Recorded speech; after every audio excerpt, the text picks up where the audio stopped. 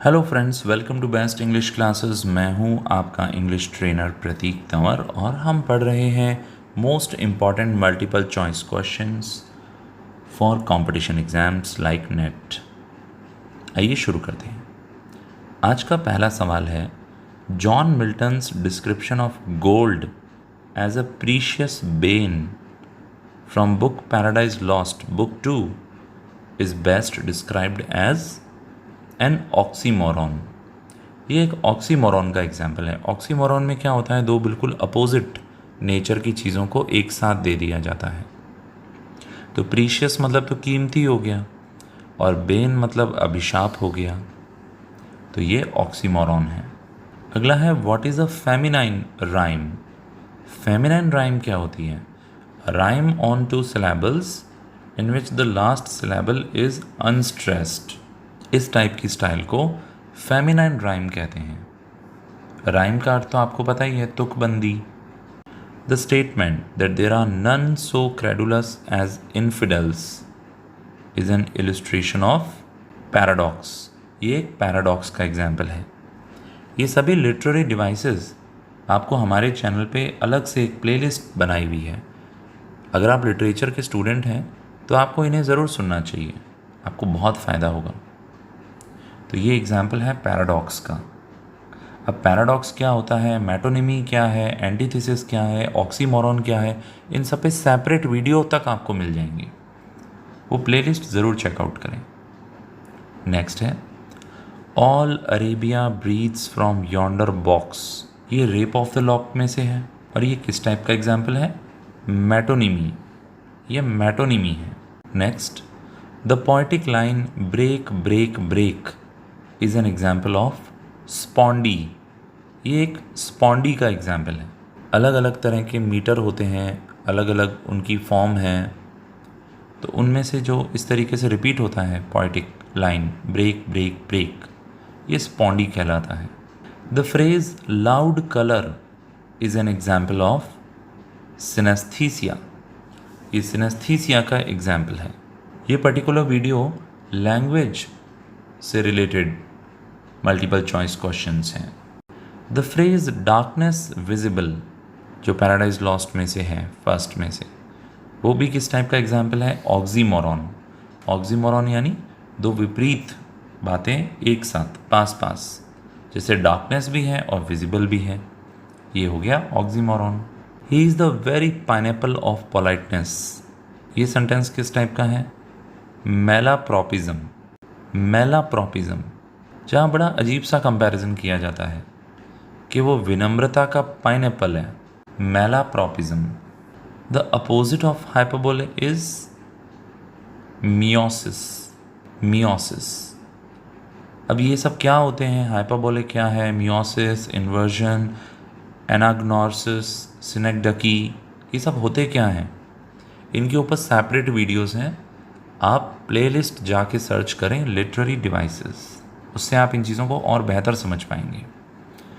When one line of poetry runs into the next with no punctuation to slow the reading, it is a case of enjambment.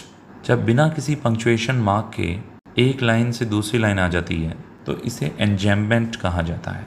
The determining feature of syllabic verse is neither dash nor dash but the number of syllables in a line. इसका सही जवाब है सी, stress और quantity. तो क्या बन जाएगा? The determining feature of syllabic verse ना तो स्ट्रेस है ना ही क्वांटिटी है, बल्कि नंबर ऑफ सिलेबल्स कितने आए हैं एक लाइन में। Fair is my love and cruel as she is fair, her brow shades frown although her eyes are sunny. इसमें हमें एंटीथेसिस देखने को मिला है। एंटीथेसिस, एंटी क्लाइमैक्स, बेथॉस, इन सब के बारे में सेपरेट वीडियो है। Fair is my love and cruel as she is fair, her brow shades frown. Frown का अर्थ होता है त्योरियाँ चढ़ाना। Although her eyes are sunny, ये बढ़िया एग्जाम्पल है एंटीथेसिस का। A point once referred to an old man as a tattered coat upon a stick, that is an example of metaphor. ये मेटाफर है। मेटाफर और सिमिली दोनों में ही comparison किया जाता है। मेटाफर में तो उसको सीधा ही कह दिया जाता है कि वो एक फटा हुआ कोट है एक लकड़ी के ऊपर, जबकि सिमिली में कहा जाता है कि वो उसके जैसा है।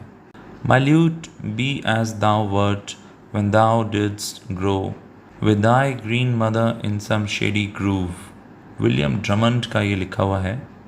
ये किस टाइप का एग्जाम्पल है? रन ऑन लाइन के ऊपर। इस टाइप के लिटरेरी डिवाइसेस को कहते हैं run on line. When Chaucer describes the friar as a noble pillar of order, तो वो यहाँ पे आयरनी का यूज़ कर रहा है। When you say I love her eyes, her hair, her nose, her cheeks, her lips, तो ये कौन सा रिटोरिकल डिवाइस है?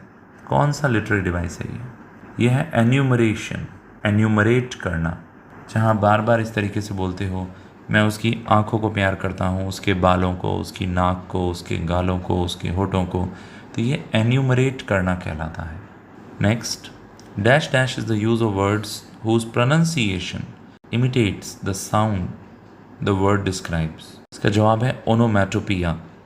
ओनोमैटोपिया एक ऐसा लिटरेरी डिवाइस है जिसमें किसी भी प्रकार के पैदा होने वाली आवाज़ को लिखा जाता है। जैसे गोलियों की आवाज़ को बैंग बैंग बैंग, तो बैंग बैंग अगर लिखें हम पोयम में BANG, तो ये ओनोमैटोपिया है। जैसे पानी की छपाक की आवाज़ को स्प्लैश, तो स्प्लैश वर्ड ओनोमैटोपिया है। We will do it, I tell you we will do it. The repetition of a phrase is diacope. इस तरीके के रिपीटेशन को बोलते हैं diacope. The phrase leaves dancing is an example of pathetic fallacy. पत्तियाँ नाच रही थी, एग्जाम्पल है पैथेटिक फैलेसी का। While a well boiled icicle for a well-oiled bicycle is an example of spoonerism. Someone saying congenital food or continental food is an example of malapropism. Malapropism अभी पहले भी आया था जब उसे कहा था pineapple of politeness, और यहाँ पर continental food को congenital food कहा जा रहा है। congenital मतलब जो आप बचपन से ही खाते आ रहे हैं, ये भी malapropism है। epilogue क्या होता है? epilogue suffix to a text which it sums up or extend। तो जो एपिलॉग होता है वो जो ओरिजिनल टेक्स्ट है उसके बाद में आता है, सफिक्स के रूप में आता है। जैसे पूरी बुक कंप्लीट हो गई, अब लास्ट में एक एपिलॉग और दिया हुआ है, कुछ एक्स्ट्रा बातें उसमें दी हुई होती हैं। तो ये थे कुछ important multiple choice question for different competitive exam. इसी सीरीज़ का एक थर्ड वीडियो भी मैं अपलोड करूँगा। यदि हमारा काम पसंद आया तो don't forget to like, share and subscribe, और कमेंट बॉक्स में अपना फीडबैक ज़रूर देना। मुझे ये भी बताना और कौन से वीडियोस आप चाह रहे हो। All the best for your exams.